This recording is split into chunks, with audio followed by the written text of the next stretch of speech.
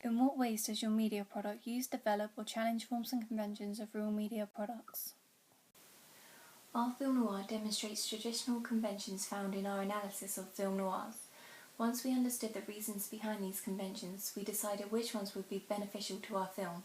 These conventions include the use of shadows, classical props, femme fatales, and the use of lighting. The use of shadows creates an enigmatic mood and atmosphere which is continuously used throughout The Big Sleep and The Big Heat, released in the height of film noirs. We also got the influence for our storyline of illegal transactions from Pulp Fiction, directed by Quentin Tarantino in 1994. However, the consequences of the protagonist's actions are more detailed and influential on the antagonist and femme fatale. The film uses significant lighting on the character's face to show the character's questionable intentions. We thought that the use of Rembrandt-style side lighting would be beneficial in our film to make the audience question the antagonist before the plot was revealed, as it had been used to demonstrate the moral ambiguity in the film noirs we analysed.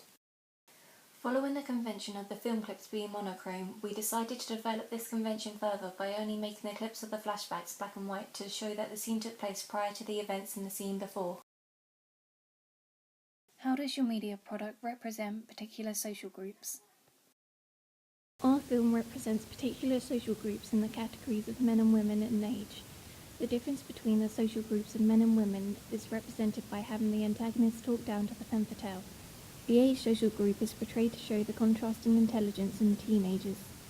One of the teenagers in our film was responsible enough to know not to touch the bag as it is interfering with the evidence, whereas the other teenager is referred to as the village idiot with low intelligence of common sense.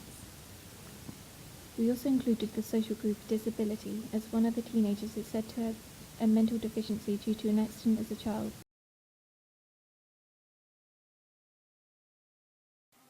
What kind of media institution might distribute your media product and why?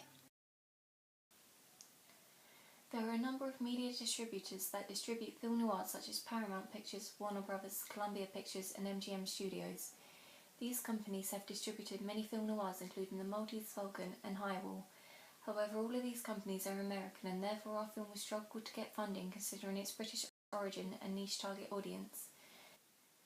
This directed us to the British company of Working Title, as it is in partnership with Universal Studios, allowing our film to have the chance to appeal to a wider range of audience with sufficient backing to distribute our film while still keeping it a British production.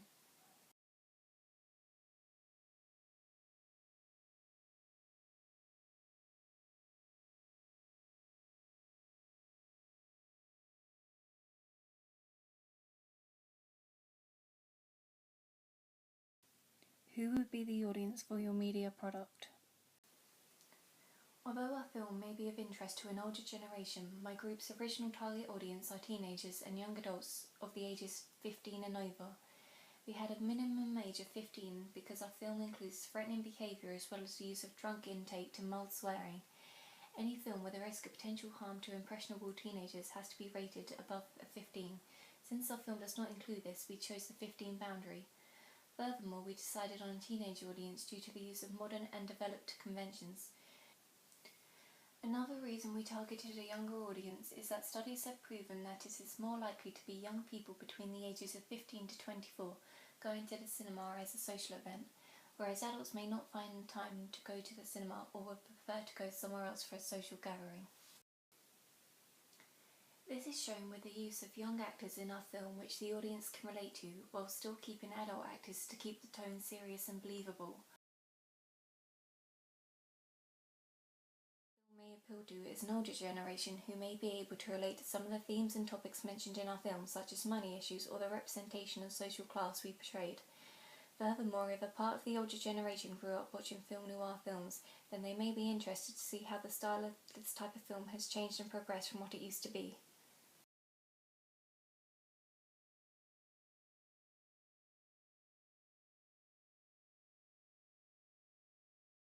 How did you attract and address your audience? Our film was shot by teenagers, being myself, Alex and Joe. As we are all 16 and 17 years old, we represent a younger generation which would make the film more relatable to teenagers and young adult audiences. My group worked to attract our audience in several ways. Firstly, we included a modern use of mise-en-scène with the props, setting and actors which should help attract people of a younger audience. We also try to be more creative by using interesting shot types and edits. This is demonstrated in the car park scene, as short edits have been used that show the weary steps of the protagonist, and used again when the antagonist emphasises his threat by biting into the apple. In theory, this should be beneficial in keeping the audience interested, as it is a convention used repeatedly in modern action films. What have you learned about technologies from the process of constructing this product?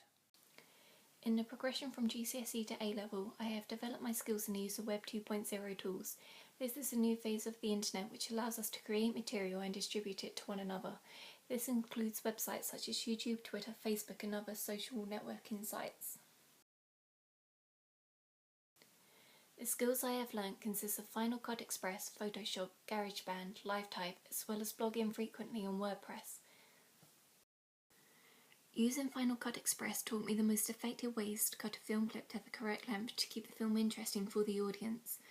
I was also able to try different transitions between each clip to help decide what ones work best at conveying passages of time or to show a cut to another scene. We were able to crop areas of the frame to the size where it focused on a specific element within the frame.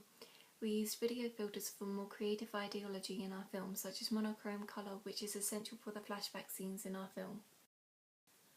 By blogging about the progress of our film, it helped to document each significant step in the making of it before adding post-filming elements such as filters and non-diegetic and Foley sounds.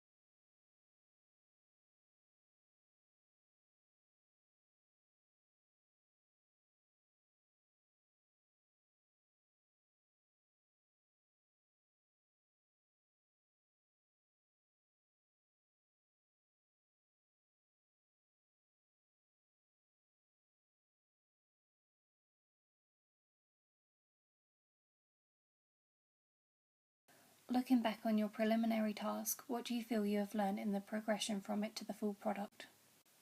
The preliminary task helped my group and I to understand the basic conventions of a film noir and allow our film to input these conventions to make it seem of a more professional standard.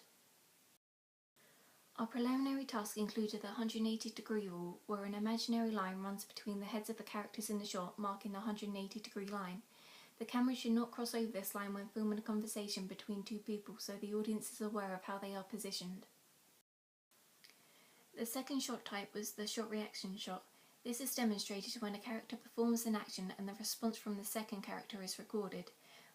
We included this shot from the preliminary task in our film noir, which the antagonist threatens the femme fatale and her reaction is recorded. Finally is the match on action shot.